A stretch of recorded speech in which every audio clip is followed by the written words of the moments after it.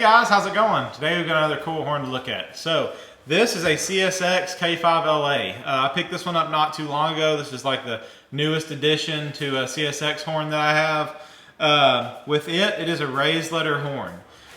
It is a 67K tag horn, so it's on the earlier side of your raised letter horns.